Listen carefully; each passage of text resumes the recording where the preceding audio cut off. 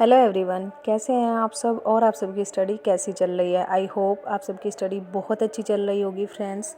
और यहाँ पर मैं अपना इंग्लिश लिटरेचर का जो टॉपिक है वो सिलेक्ट कर रही थी कि कौन सा टॉपिक मुझे पढ़ना है और ये कितना बड़ा टॉपिक है, मींस कितने सारे पेजेस में कवर होगा और कितने इसके बाद क्वेश्चंस हैं जो मुझे सॉल्व करने हैं टॉपिक से रिलेटेड।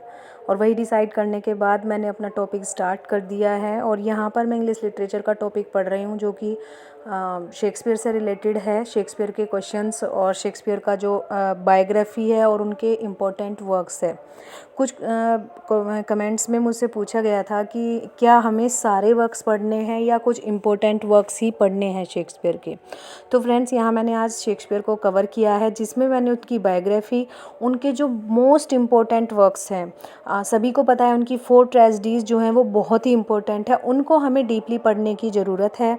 और 4 कॉमेडीज़ हैं उनकी, उनको भी हमें डीपली पढ़ने की ज़रूरत है। और बाकी जो उनके इम्पोर्टेंट प्लेज हैं उनके लिए हमें पब्लिशिंग डेट और उनके कुछ कुछ कोटेशंस जो कि बहुत ही इम्पोर्टेंट है और बहुत ही ज़्यादा पहले और पिछले पिछले ईयर्स में पूछे गए हैं। यूपीटीजीटी पीजीटी में भी शेक्सपियर बहुत अच्छे तरीके से पूछा जाता है फ्रेंड्स।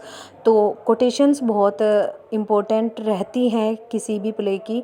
तो जो जो इम्पोर्टेंट प्लेस की कोटेशंस हैं उनको पढ़ना है और कुछ इम्पोर्टेंट जो प्लेस हैं उनको ओनली हमें लर्न करना है कि कब वो पब्लिश हुए थे और कब राइट किए गए थे, कब पब्लिशिंग ईयर क्या है उनका, ओनली यही उनका पढ़ना है। लेकिन जो 4 कॉमेडीज़ और 4 ट्रेजेडीज़ हैं शेक्सपियर की, उनको हमें डीपली पढ़ना है, उनके कैरेक्टर्स को भी पढ़ना है, उनके कोटेशंस को भी पढ़ना है फ्रेंड्स।